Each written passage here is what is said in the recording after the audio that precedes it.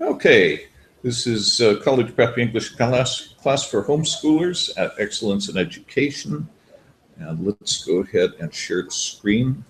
Let's figure out what I want on the screen. Okay.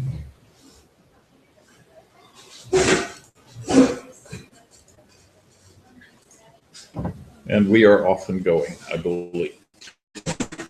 All this time because they changed our Wi-Fi on us. Okay. We only have 2 more weeks, this week and next week, and I want to make sure to get through everything we'd like to get through. And one of the things that we could certainly do is if someone would like to give us a recitation of one of these. Does that appeal at all? Okay, well, let's also, I want to take a look, because I gather we had a late project come in. We won't look at the other enormous project handed in because its author is not present. When it rain in Southern California, a rare occurrence, it does tend to stop everything. So let's take a look here. We've got the writer's forum, and there's, let's take a look at it. And as I said, I haven't had a chance to look at this yet because it only came in a couple hours ago.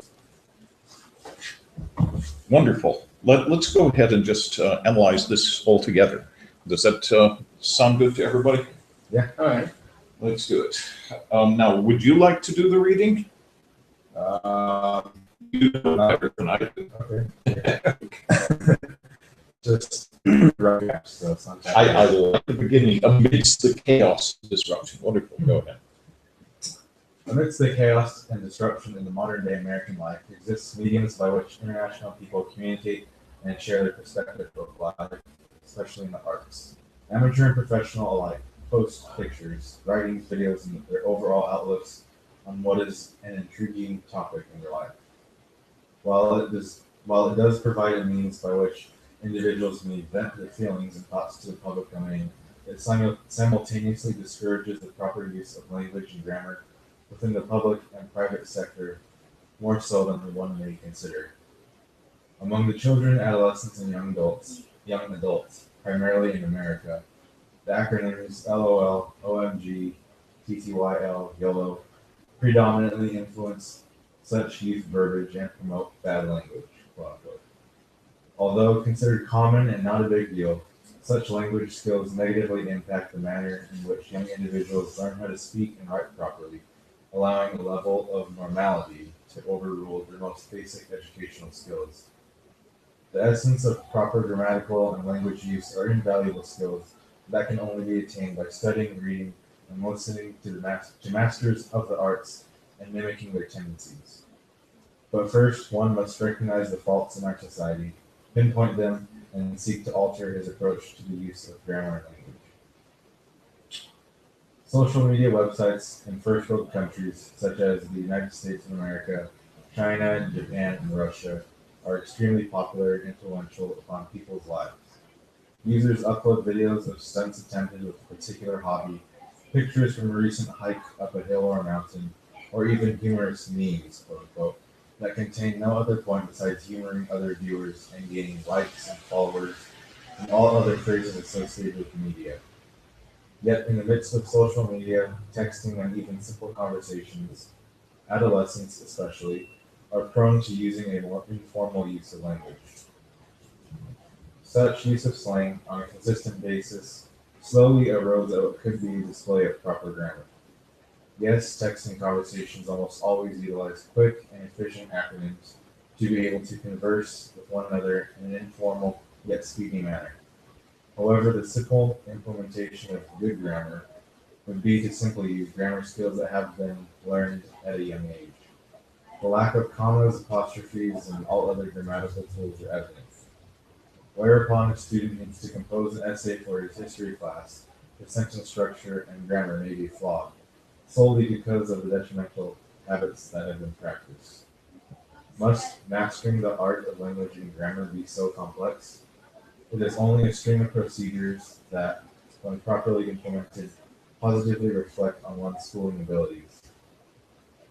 Having explained the manner in which social media can and will negatively influence people's use of grammar and speech, it is crucial that the youth of America primarily learn how to utilize the most basic skills of grammar and language arts. Social media can benefit certain people, yet when the matter of speech arises, it can and will be a detriment to our society. Can one not take the time to study and implement the most basic of procedures in his activities? Excellent, excellent. You know, I look at the language you're using and I relish it. There's some parts here that are absolutely wonderful. There are some major bloopers, Yes. but they're easy to fix, and I'd like to address those just because they make the difference when somebody looks at something like this and grades it. You're going to have, well, let's go through them and fix them. You can probably see them as well as I can. Yeah. But in so many places here, you've used very nice phrasing. You've used collocations and coordinations that are absolutely right, with a few that are absolutely wrong. So let's just address those. I'm sorry, I find it very difficult to read something and find all the errors in it if I do it quietly.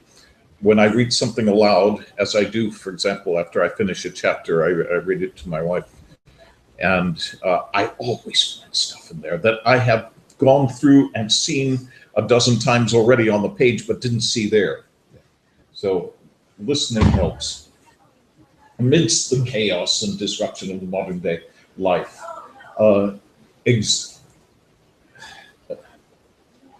amidst the chaos and disruption in the modern day American life exists mediums. Okay, this is weird and awful because first of all, you've got exist seems to imply that we've got something singular coming after it. Instead, we've got something plural. And this plural is a plural I would like to take out of the dictionary. It's certainly out of your spelling dictionary, so you don't think that it's an acceptable thing. The word it comes from the Latin, and we've got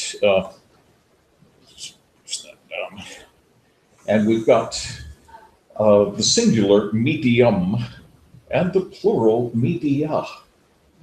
And so most people simply use the plural and use it both as a singular and a plural. What did the media say today? You see what I mean? Whereas strictly speaking, it's medium if you're in singular. But if you're going to use plural, don't take that awkward singular and make an English plural on it. That's my feeling anyway. It's perfectly acceptable, it's in the dictionary, but let's get it the other way. So I would change that. By which international people communicate and share their perspective of life, perspectives on life. One of the things that's beginning to get to me here is the reuse of the word life, and it's not the last time you do it. Okay, you see what I mean? English does not like repetition. And so if we can find a way around that, we can change it to existence or social interaction or something or other that just to avoid the word life, or if possible, even just replace it with a pronoun. Especially in the arts, amateur and professional alike post pictures, writings, videos. Wonderful. This kind of list coordination or parallelism, whatever you want to call it, is a wonderful thing in writing, and you'll find it's the most basic building block of good writing that you can find. Reading anything good, you're going to find that, especially in groups of three, just as you have done it there. While it does provide a means by which individual may, wonderful, nice formal description there. A means by which individuals may vent their feelings and thoughts to the public domain. Not sure public domain is exactly what you meant there. It simultaneously discourages the proper use of language and grammar within the public. Now, we've got an awful lot of public going on here, and private sector, more so than one may consider. I think you have a wonderful sentence here. It's really a good sentence, but it ends rather on a lame note.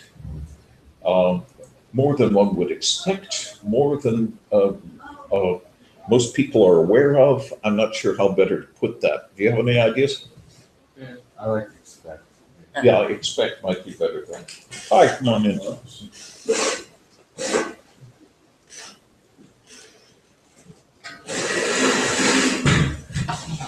Okay, so let's see, where are we here? Where more than one might expect. Yeah. Among the children, adolescents, and young adults, notice here, get rid of that the. Sounds much better without it. When you're working in plural, we don't need an article. And this is, of course, one of the areas where non-native speakers have all kinds of trouble trying to figure out whether you need a the or not. Well, when you're in plural here and you're talking in the abstract, children in general, adolescents in general, then we definitely don't need a the. Unless we're talking about specific ones, then we need it. Primarily in America, the acronyms LOL, OMG, TTYL, IOLO. What is TTYL? Ta-ta? Talk to you later, right? Yeah. Oh, talk to you I later. know. Okay, That and could YOLO, potentially what is that one? I don't even know. I just hear it. Okay. You only live once, I think. I don't know. I just put it up there because I was like, I hear it and I see it often. Yeah. So. Yeah. Predominantly influence such youth's verbiage. I'm not sure predominantly is the right word here, but we could say, instead of predominantly influence, we could say even dominate, Yeah. or dominate the influence of such youth verbiage and promote bad language. I feel like stopping here and asking you all, do you agree with his point?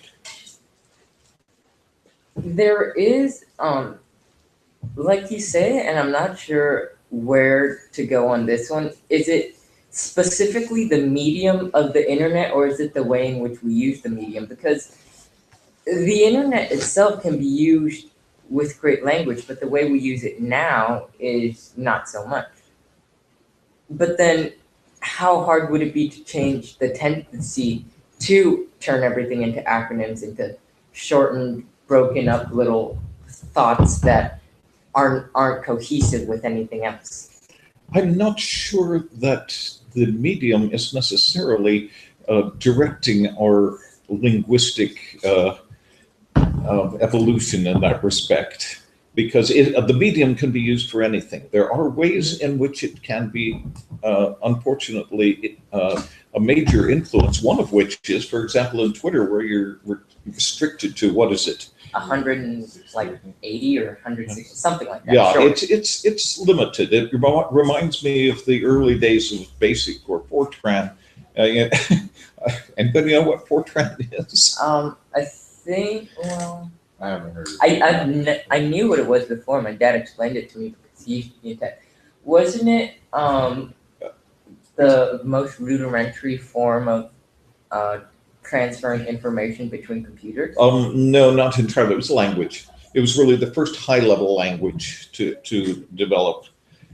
Stands for formula translation. It was specifically for mathematical formulas. But the use of the variables were confined to 6 characters. And so one ended up writing things that were rather difficult to follow and making up a lot of words that had to fit into 6 characters. Same thing that we've got going on Twitter. And I'm not sure that that's necessarily a bad thing. It adds words to the language. And those words may be words that deserve to be added to the language. It's just that we can't destroy the language, or shouldn't destroy the language by eliminating all of the wonderful parts of the language that are already there. We can add to them, but we shouldn't make a point of confining it and constraining it down to a few hundred oft used and repeated words that have lost their meaning largely. And so I think that this is a very good question, and one that's worth considering. I don't blame the medium at all. I think it's just added things to our language, but we have to make sure that we don't lose so much of it. Although considered common and not a big deal, such language skills negatively impact the manner in which young individuals learn to speak. I'm not sure we need young individuals, young people, youth, if you'd like, learn to speak and write properly, allowing a level of normality, and indeed, I do prefer normality over normalcy for various different reasons, but to overrule their most negative skills, sorry, to overrule their most basic educational skills. Thank you. This takes me on a bit of a tangent. The rule when typesetting is that one's lines should never be longer than 1.5 lowercase alphabets. What does that mean? A, B, C, D to Z, and then up to M. And that should be the length of one's line. And that, well, of course, will depend on what your font is, and your font can be various different things. But when you have lines this long, it's hard to find your way back to the next one. You see what I mean? Basic educational skills. I saw a number of things come by the first time through. So let's just hit those if we can find them. The essence of proper grammatical and language use are invaluable skills that can only be attained by studying, reading, and listening to masters of the arts and mimicking their tendencies. This is nicely put. This is so nicely put that one would be tempted to do a search to see if it's plagiarized. But I know it's not plagiarized because it's mixed in with things that that don't fit together as well. Very, very nicely done. That's an excellent line. But first, one must recognize the faults in our society, pinpoint them, and seek to alter. His approach does not work. We started with one. We don't want to switch to his. We can say the student his, and then we're being sexist. We can say the student her, and we're being weird. Or we can, let's say, the student his, her, and we're being awkward. Or the student there, and we're breaking the innocence rule. This is one of those awkward situations where you don't really have. But the way you started is fine. One must recognize the faults in our society, pinpoint them, and seek to alter one's approach. Just stay with the one. It may sound a little awkward, but it works. Approach to the use of grammar and language. Okay, social media websites in first world countries such as the United States of America, Japan, China, Japan, and Russia are extremely popular and influential upon people's lives.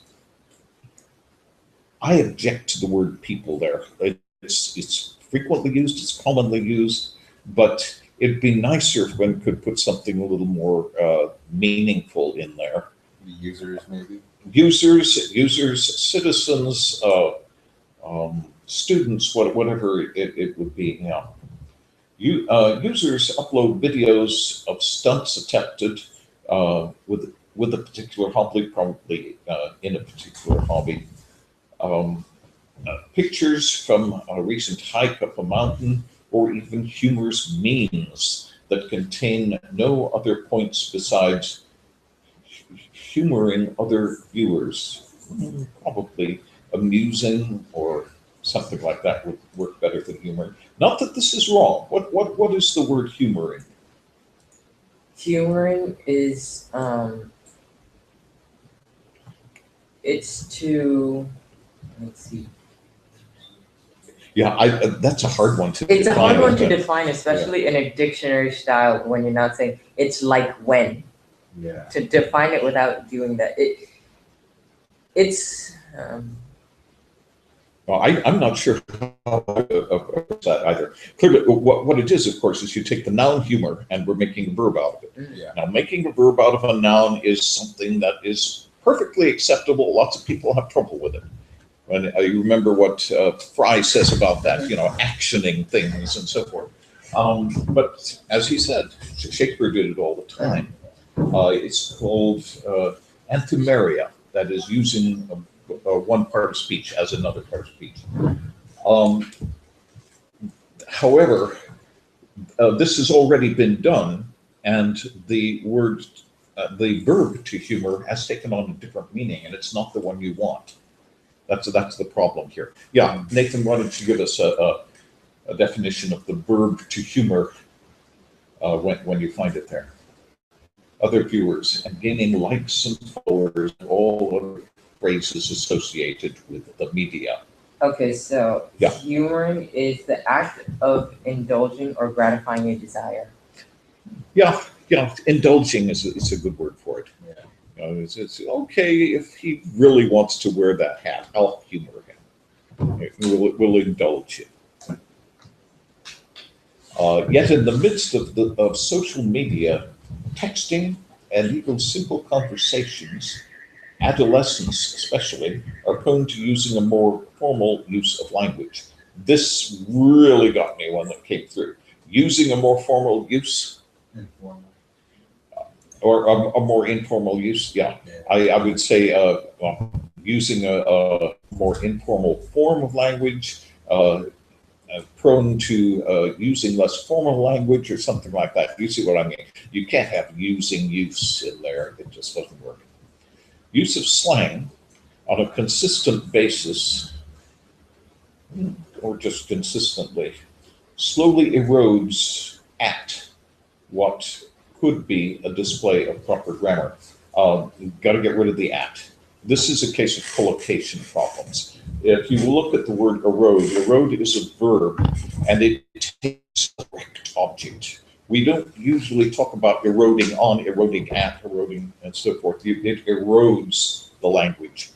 Now, it's not necessarily wrong with a preposition, but there you would want to look and see how common it is, how commonly used a preposition is with it.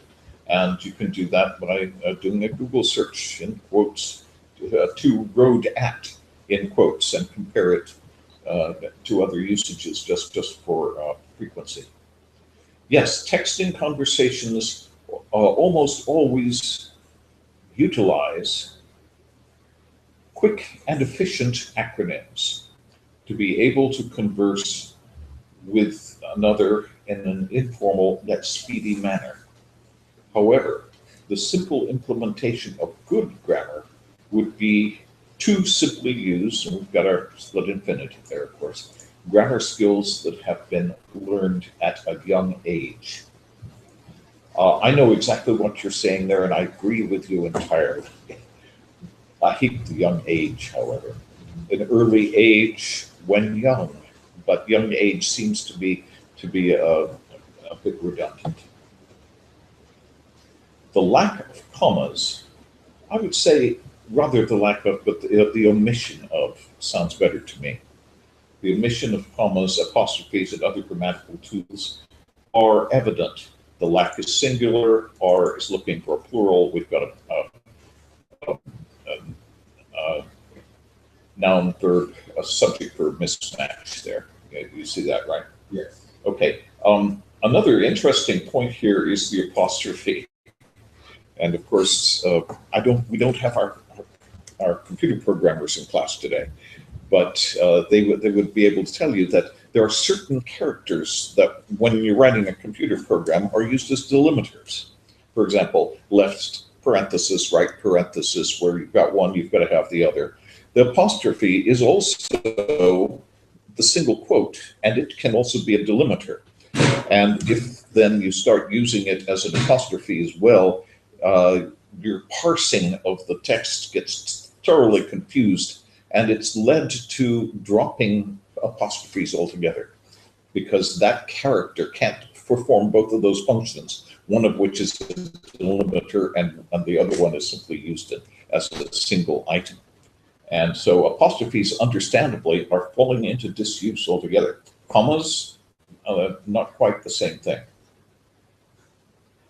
Whereupon, now this was a weird statement here. Whereupon a student needs to compose an essay for his history class. I think what you meant there is when, or given that, or something like that. When a student needs to compose something for history class, his sentence structure and grammar may be flawed solely because of the detrimental habits that have been practiced, or that he's been practicing. I don't think you really need the passive there, but there's nothing wrong with it. This is it's a beautiful concept. I think you stated it absolutely correctly. The only problem with your writing, Gabriel, is you got to do more of it Yeah. and get a little practice at this. You do it well, and a little bit of polish, and you'd be able to sit down and whack something like this together, whack 3 of these together in an hour, because you do it nicely. But you need to practice in order to be able to do that. I'm not sure where we are here. Okay.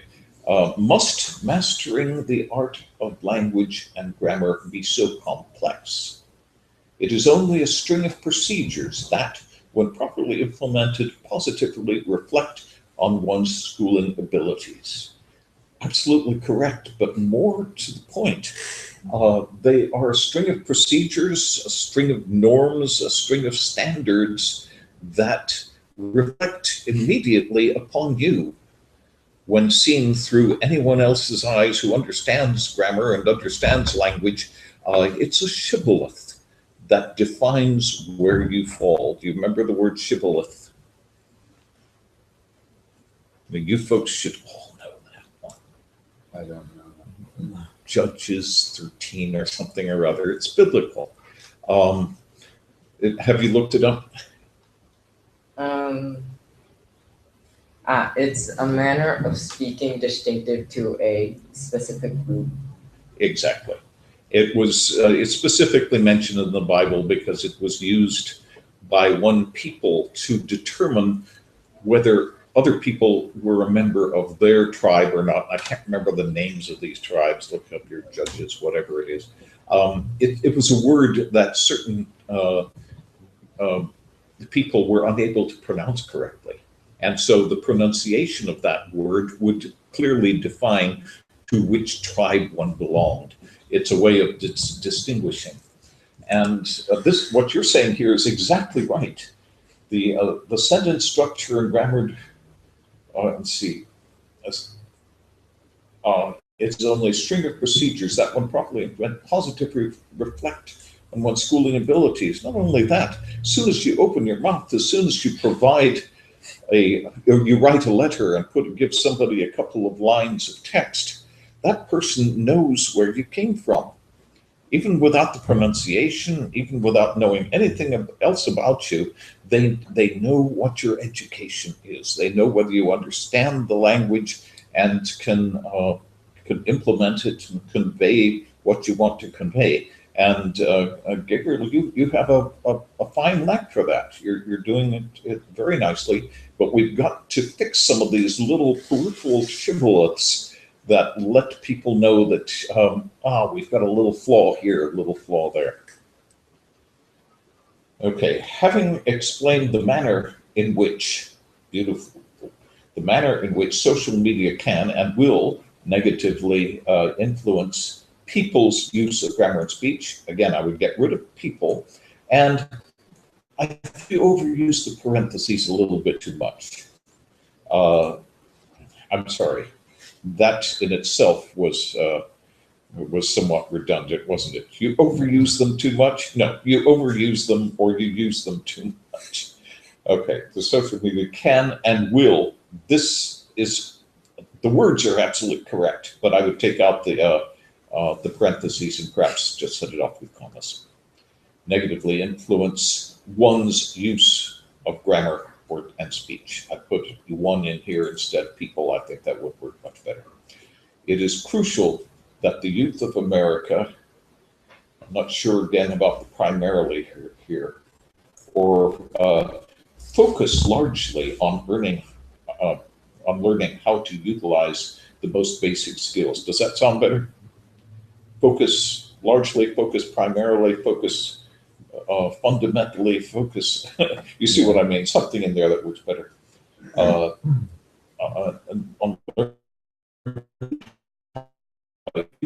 grammar and language arts. Social media can benefit certain people, yet when the matter of speech arises, it's a little awkward there. When the subject of speech arises, when it becomes a matter of speech, it can and will be a detriment to our society. Can one not take the time to study and implement the most basic of procedures in his activities? That doesn't work, does it? No. Um, I'm tempted here to throw in a subject. Can one not? Can we not?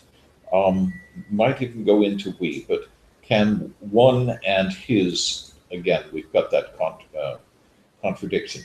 Your ideas are excellent. I think you've really got a point down, and the way you've expressed yourself has demonstrated that indeed you have assimilated a reasonably formal language from somewhere. I don't know where. I don't know whether you read a lot or you listen to people who speak well, but you've got a lot of intuitive, correct, and nicely crafted formal phrases in here, but they show lack of polish and they show lack of practice. Does anybody else have any suggestions on this? The only one I caught, which I'm not sure if it's just me, but the can and will the second time near the bottom, it sounded kind of repetitive. Yeah, can and will can be, but indeed they have a different meaning, and the possibility of something that something will happen and the certainty that it will are things that can be presented separately and reinforce each other. I think there's justification for that. Do you have any thoughts on it, Dawson? No. Anyways, as you can see, this came in too late for me to go through and do a formal polish on it. But let's go ahead and I'm going to ask you then, Gabriel, to go through and polish it for a second credit, if you would. Yes. And we'll fix that up. Now, as I was telling the others earlier, I would really like to be able to give everybody an A. It's been made somewhat difficult by the fact that I haven't really been pushing the projects and telling you you've got to get 3 more. Let's take a look at our where is it? Rating policy here.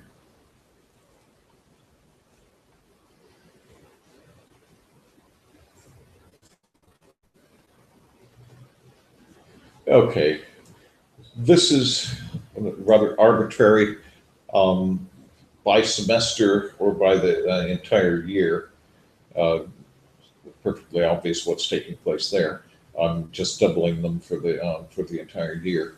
12 projects for an A, 9 for a B, 8 for a C, 3 for a D, and strictly speaking, I'm supposed to adhere to that. Now, Nathan, I think you're in good shape for a single semester. I think you've done finished 7, right? Yes. And so we've got to push that up a little bit here, see what we can do. And Gabriel, you've just, I can't seem to get enough things handed in, but let's see how much we can do there. Dawson, also, I was rather expecting you were going to hand me one in every week or so and practicing for your college submissions. Yeah. Well, I mean, I was planning on doing that, but I just got too busy to. I understand that. It's dreadful how all these homeschoolers have so much work to do. They haven't got any time to study. Anyway, let's see what we can do. Anything will satisfy requirements. I'm going to suggest a bit of recitation. We've had one recitation here already and a couple of projects. Would you like to do one? Would one of you like to do it? This is just a suggestion. You got something from another book, that would be fine too.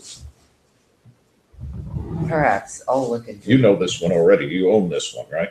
I rented it from the Lemma library. Uh-huh. Yeah. Okay, well, as I said, it's an absolutely wonderful thing. What I'm talking about here is the essays that worked, 50 essays from successful applications to the nation's top colleges. And if you read through these, they are really delicious. They're just wonderful. So they're very often they're quite different. And so I would like to suggest just using something from there. And if you'd like to give us a cold recitation, you feel like that? Too much of a challenge? I might do it. Can I take this book home and then return it next week? Does anybody else need it or like it?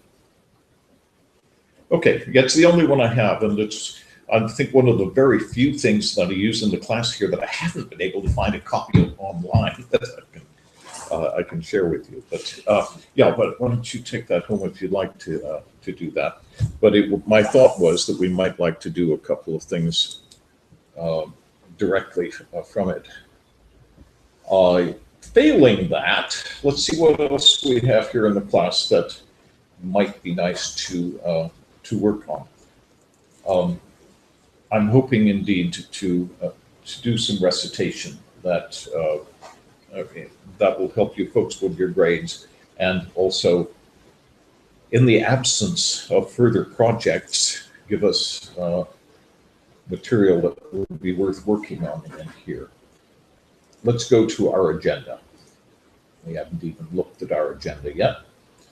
And of course, here's where you would go if you were listening to this online, and you will eventually find it in the playlist. Well, actually, it's not that playlist, it's this one, which is going to be a nice collection. It's almost every class for our entire year here. Only 2 weeks left of class. Let's make sure to get our grades up. Grades are a deplorable imperative. We'll need to find a way to handle them. We discussed a lot of it was mainly discussion last week, wasn't it? We decided that we didn't need more assignments. Well, anyway, I couldn't resist, so I gave you another one. Who has had a chance to watch this one? I got about halfway through that one. Okay. The beginning is wonderful. But yeah, I did you get a chance? saw like 10-15 minutes of it. Okay, So, yeah. okay. I like the way Peter did his presentation at the beginning, because these two brothers don't agree on anything. Yeah. and yet they accept for individual thought, individual independent study and research, and at which they're both wonderful. And I haven't read that much of Peter's work. Christopher's work, of course, we've had quite a bit of that in the class, but Peter goes in very much the other direction. Conservative, very religious, and Christopher is exactly the opposite. One big thing that distinguishes the two, although their language in both cases is superb, is that Peter's is scripted, beautifully scripted, wonderfully done, and very nicely delivered too. He did it on cards actually instead of, but Christopher usually has some sort of notes in front of him, but he doesn't need them. He just goes off on his own. So quite a different approach. But I really liked Peter's presentation here. I thought he did an excellent job. And then it tended to get bogged down later on because they got into the details of British internal politics from 15 years ago, which I don't know anything about. And so that tends to get us lost. Oh, something that I mentioned last week was the book written by a journalist. It's called Bot Journalist, and it's a book about a journalist who writes how the CIA and a bunch of other central intelligence agencies across the world, they get the journalists to write up either fake or skewed stories simply to push their national agendas. And it'd be a great book, but it's only written in German, so it's called Bot Journalist if you can read German, but How do you spell it? How do you spell bot journalist? if you just search it up on Amazon, it'll come up. It's a pretty widely known book. B-O-T? Bot. Isn't it? Maybe A. If you don't know the author and we can't get the title straight, I don't think I can look it up. But I'll message it to you. I have it written down somewhere at home. But also, who's the author? I can't pronounce its name. It's German. I'll send you a link to the Amazon webpage of him. Can we find it right now? Probably just search up. Let's see, CIA asset German journalist, and it'll come up. I have to get. You have to go. Okay. I Okay. will make sure. I know there's another project before this paper that I Mhm. turned in, so I want to revise that one, and then this one today that we went over, and then try to do 2 more. Papers. Okay. And you did a recitation, and that'll bring it up. Okay. Yeah. And otherwise, in your case, for example, Dawson, just sort of redefine the class itself and call it something else. We'll see what we can do. Here is the. Oh, okay. Gekaufte Journalisten. Okay. What? Have a good week. Okay, bro. We'll see you next week. Okay. Gekaufte Journalisten. That means sold journalists or bought and sold journalists, if you like. And indeed, it would be nice to. The subject has been covered in a lot of places. I'm sure it's been covered in English, and I would be surprised in a way if it didn't exist in translation. It's a pretty new book. I'll see if I can find a translation of it into English. But do you use German? No, I don't. Okay. Because I've been trying to get people to come to my German class here and haven't had a great deal of success. So. When is your German class? I haven't had one for a couple of years now, Huh. due to lack of interest. Speaking of which, we can go on to another subject altogether. The music class is one that I think you're not likely to find elsewhere at all, in the sense that our purpose in studying music is to understand what's going on in the music. And then, for example, be able to sit down at the keyboard or whatever instrument you're doing and express whatever music's going on in your head. And that if necessary, write it down. That's easily enough done. It's easy enough to understand how to write music. But understanding how to sit down and play something with melody and harmony, first time, and never having seen it before, and not reading it, but playing it out of an understanding of how melody and harmony works. Huh. That's the objective. If you're at all interested, I'm assuming we're going to have that class in the fall as well, usually right after this one. Okay, I was going to go and search that out, but let's go back to our agenda here. Okay. The rest of this we've already discussed really last week. I left it up here only because not everyone had succeeded in watching or listening to all of it. So we can go on to something else. This we went through before, and I went through it rather rapidly. We have since all watched at least one version of Twelfth Night, probably more. Can we define these without my help? Fraternal love would be love of a sibling, correct? Excellent, Yeah. excellent. So examples of that in Twelfth Night. That would be between Between the- Viola and Sebastian? Yeah. Is That's the right. name? There's another one. Um,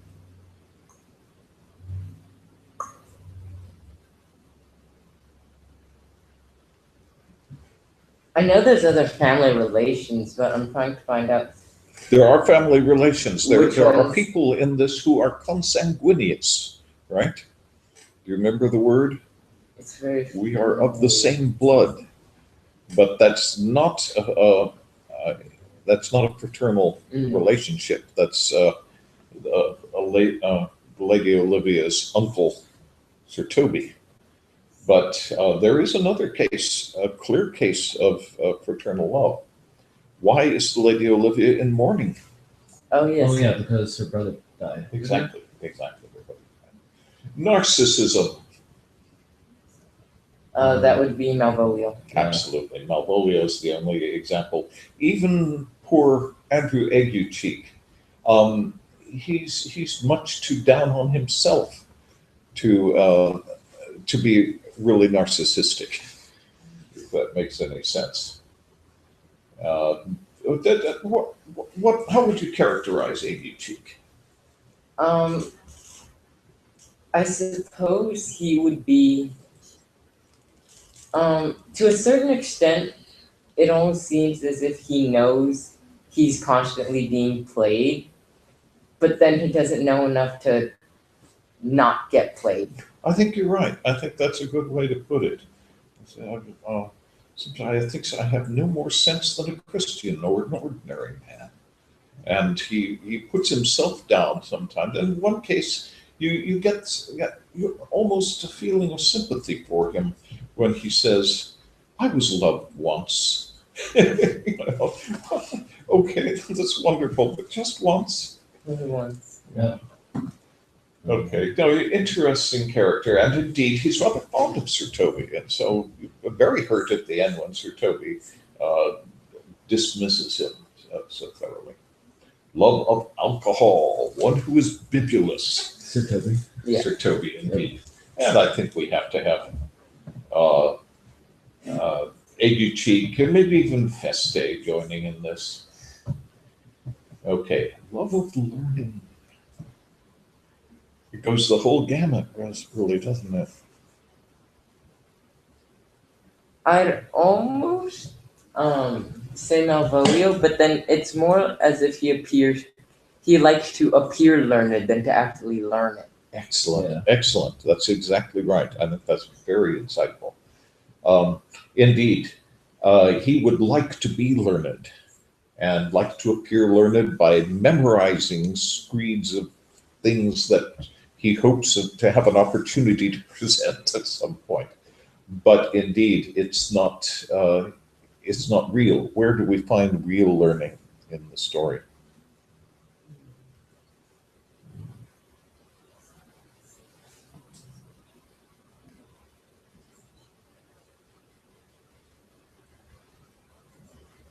I can say only that I have studied, but that is out of my part. Who says that? Viola? Viola, yes. Yeah. And indeed, Viola's not, she is learned and she's aware of it. She knows the power of the language that she has mastered.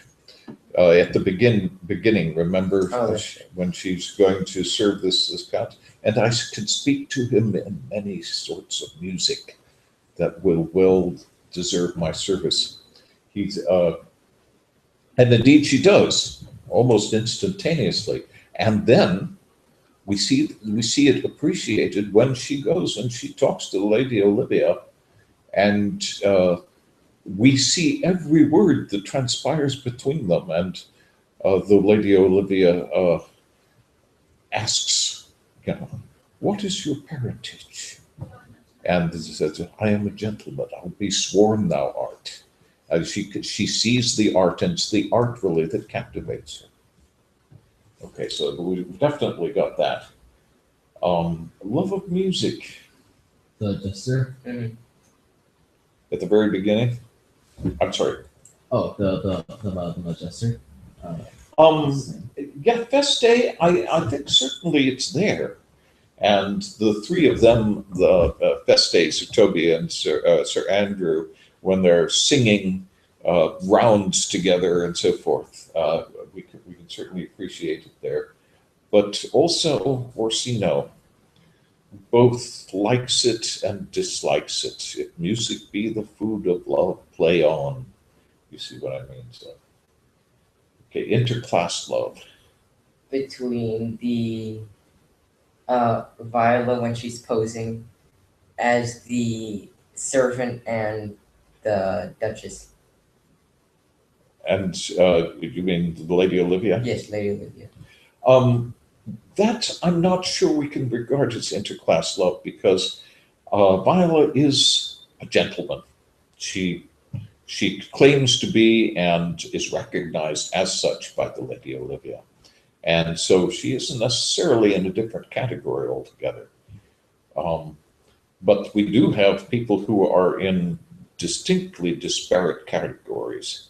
At least two in the story who actually marry across class boundaries. Sir Toby and the maid. Excellent, yes. So Toby and Mariah, she is a lady's maid and he is a knight. And so that's definitely another one. The other one is only referred to. We hear Malvolio in his dreaming, in his aspirations. We hear him mention a precedent. But the fact that he's mentioning a precedent does seem to imply that these precedents are indeed rare, in which some lady of the wardrobe marries someone above her station. But, so we do indeed have it taking place, but it doesn't happen very often. Love of appearing learned, we all know that one. Love at first sight. Between Lady Olivia and Viola. Yes, we have to almost first sight there, Mm. and how soon may one catch the plague, as the Lady Olivia puts it. But we've got another case too, because Viola comes and is uh, goes into the service of the Count Orsino, and then the next moment she's in love with him. We don't see it happening, but there's no question at all that her next scene almost, when she's been charged with representing him, she's already decided she's going to marry him. There's no, or at least she's decided she wants to. Do you remember the scenes in As You Like It? We have love at first sight just popping up there all over the place. And in that one, do you remember Rosalind? Did we do that in this class? We did. Yeah, I thought we did. That was one of the first things, Yeah. one of the first assignments I did. If you remember, Rosalind, upon meeting Orlando the first time, absolutely taken with him. And not only is she decided that she wants to marry him, but she's decided she's going to, and refers to him. Do you remember how she refers to him? Mm. What's bothering me lately? Is it just is it sorrow? It's a thinking of your father, I think, is the way it's put. I can't remember exactly how it goes. He says, no, some of it is for my child's father. She's already got it figured out. She knows exactly what she wants. And the other one that happens in As You Like It. Can you remember there's another one? Well, there are two more that happen almost instantaneous. There's the one between who are the two characters? The character wasn't it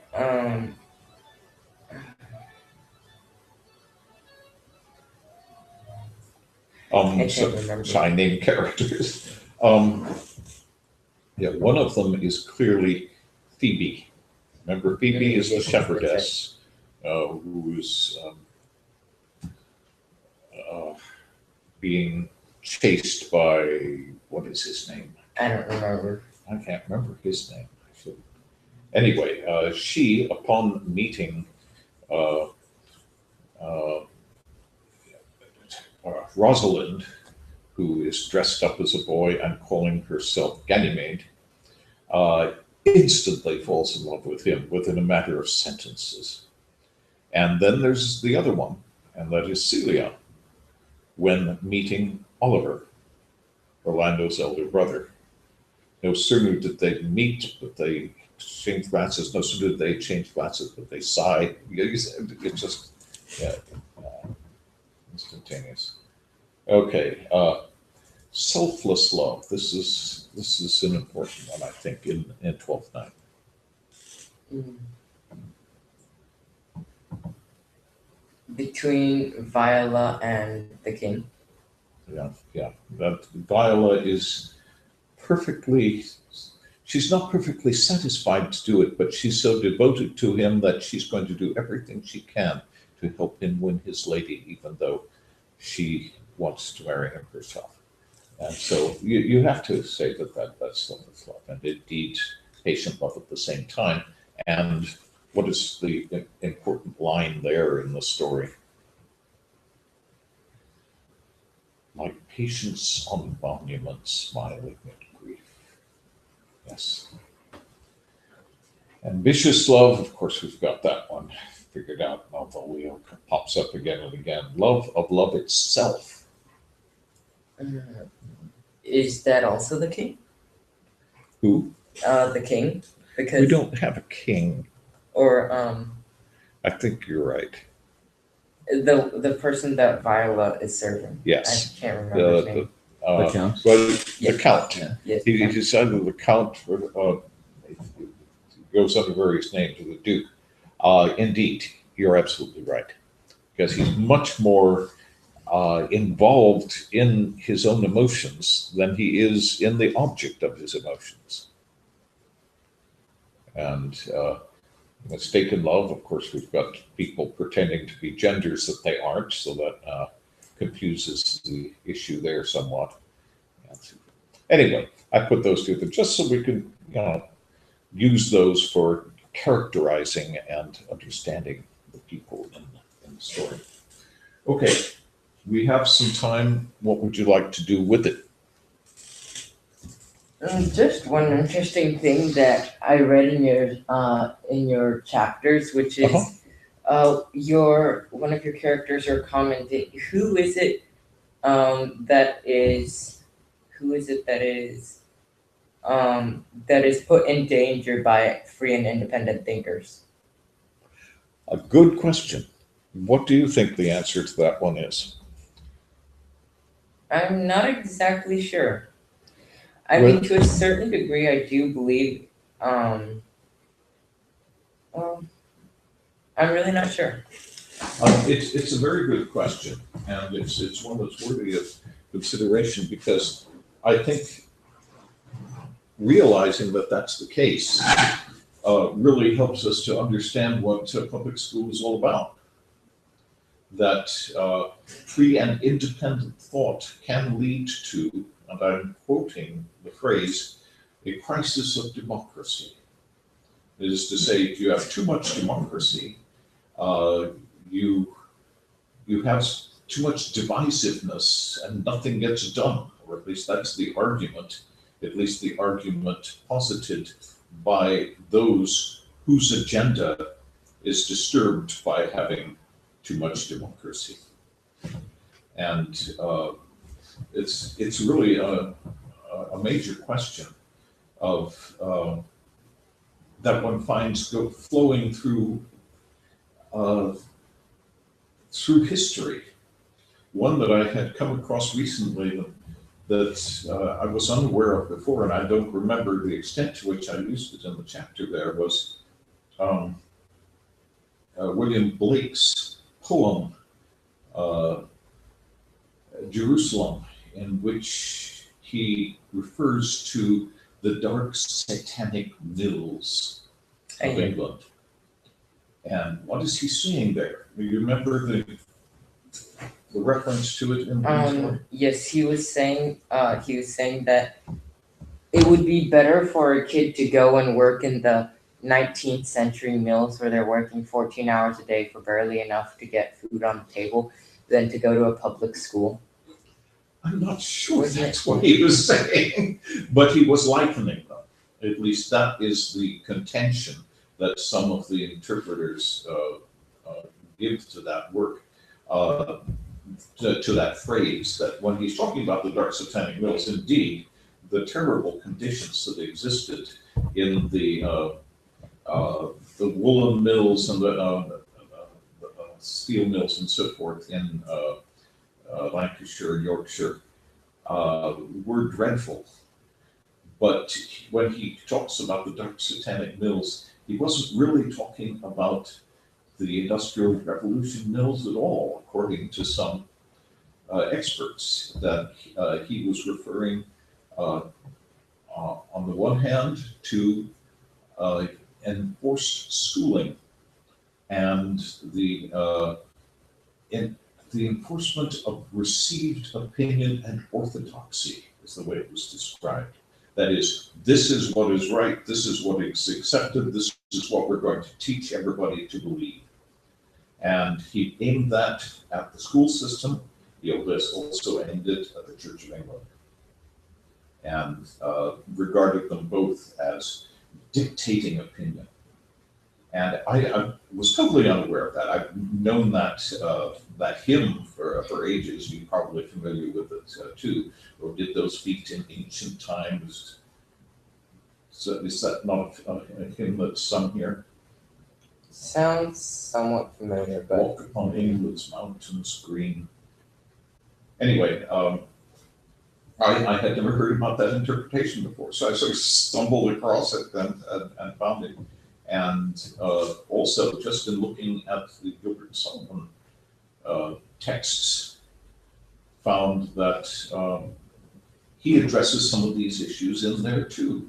Specifically, the enforcement of received opinion.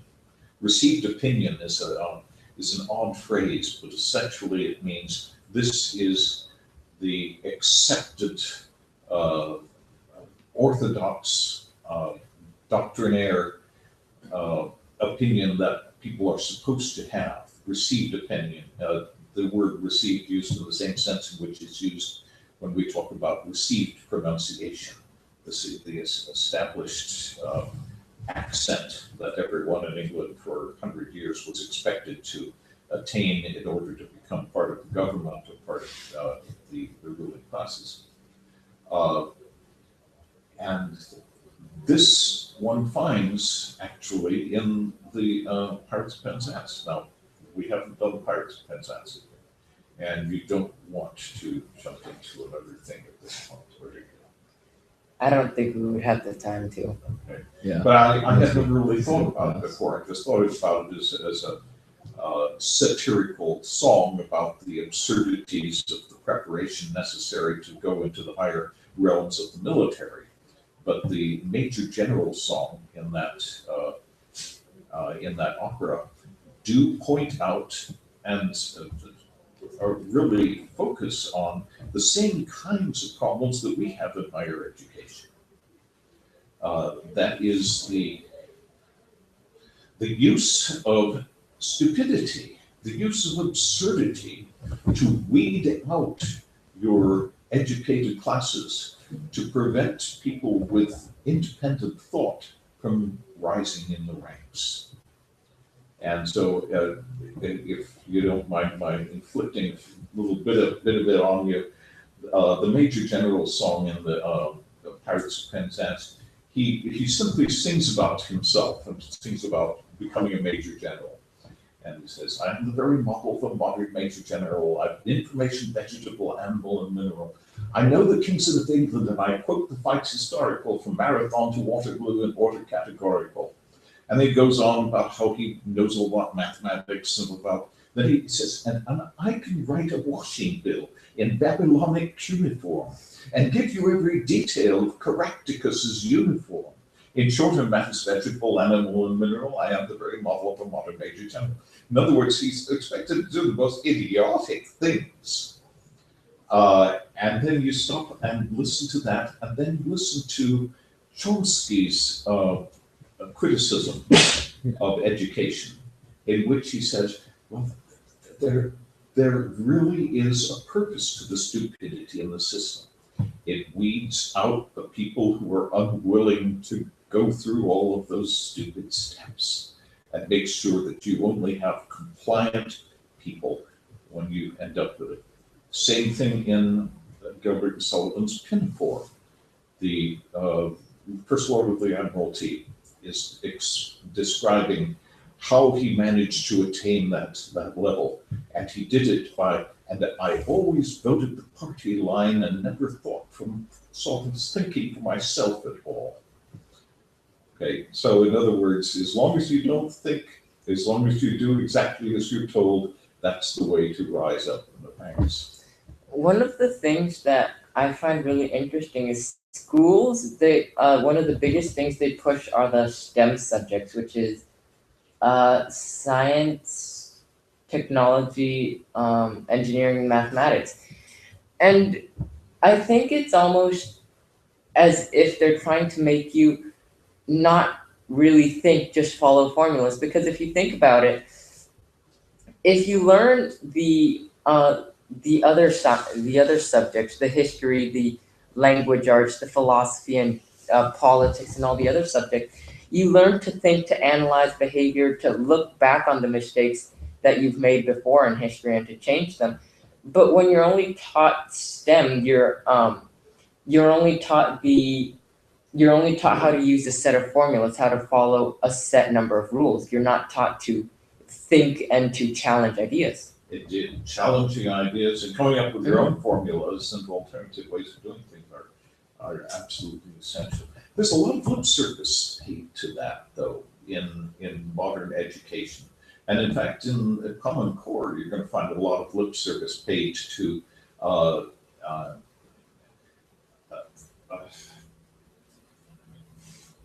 non-standard solutions to problems and trying to derive and understandably, I mean, those things have been terribly missing, but it's not at all clear that Common Core is going to manage to solve a problem that is so much bigger than it is. It's because they do it in such an odd way, and where they try and make the things that you can't get around, they try and find ways around it. Where they say, if you can explain how you make 2 + 2 = 5, then it's no longer incorrect. But in no physical universe that we've discovered can 2 + 2 ever equal 5 and be correct. And so they try to make you they try and make you think, but they make you do it in such an odd and weird way. I'm not sure I have any answers to Common Core. It's definitely disparaged here. I look at most of what they're requiring and I don't really see an objection to it, except for the fact that they are dictating exactly what has to happen at each stage of development, which of course we know doesn't work particularly well. Also what they omit, I think, is one of the biggest problems. They'll have you read this, but don't have you read that, for example. And yet, we really should be studying everything. Oddly, I put something up here, which I will not give you as an assignment, because it might actually raise hackles and cause resentment, but I did think it would be worth throwing this up here. This is, I just saw it today for the first time, and it's an attempt to fill in the holes that tend to be left in history as it is when it comes through the history books. And a lot of it is just very complex, far more complex than the history books would like to have it. There's a whole lot more going on. And indeed, there are things that that our country has done that it's not proud of doing and tends to omit. But this particular one, this last one here, is very strident and is specifically a criticism of Bush and Obama administrations and their response to the war on terror, or their response to 9/11. And it's Oliver Stone is he's over on the left wing of things, and yet what he puts together here is well documented all the way through. I hate to throw it at you because I'd like to find something on the other side of the issue to balance it with, but I'm afraid the other side of the issue is what you find in the standard textbooks.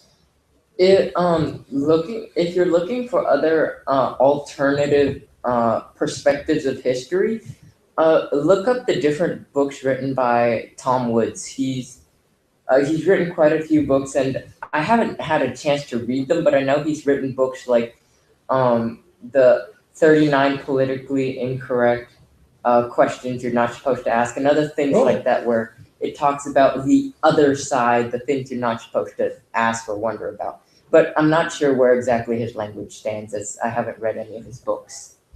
I'd like to take a look and see where he falls. One of the things I'm tempted to do, you're having simply mentioned it, is to and he is on the his government view, which will be evident in all of his books, is the view of the smallest government possible is the best. Thomas Woods. Yes.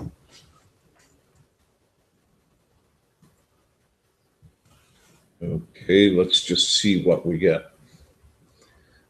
I'm just hoping to see a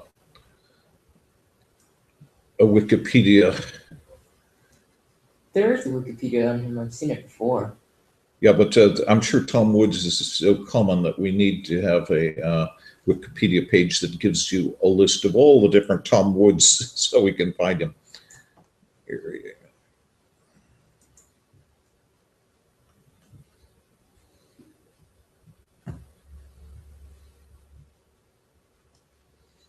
Thomas Woods, American historian with New York Times. Yeah, that's the one. Looks good. Austrian school or tradition. Interesting. Most of his influences are German. Okay. Harvard University, Columbia University.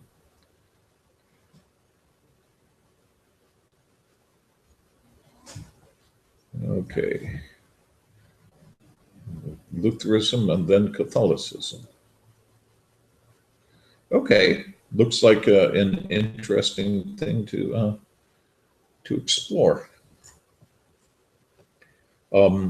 Also something else interesting. I'll send you a link to it. There's a test I found, or my dad found an email to me, which is about the different kinds of learning styles there are. There's what is there? There's visual versus auditory, and then there's words versus pictures, and so on and so forth. But it gives you a list of questions to answer to see what kind of learner you are. No, I'd like to see that. That sounds very interesting. Let me do another quick search here.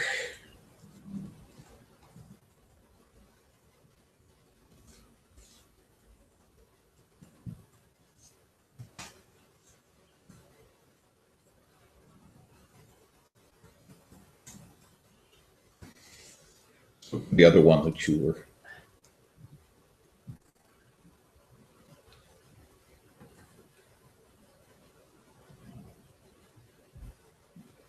There's the Wikipedia page on the journalist himself, which I found earlier today, although I'm not sure there is one specifically on his book. There is a small one, though, about the journalist himself who wrote that book. There's a small Wikipedia page that tells you a little bit about him. Okay, yeah, I didn't catch the author, and I think we're in. I'm not going to find it here because I'm searching in the English.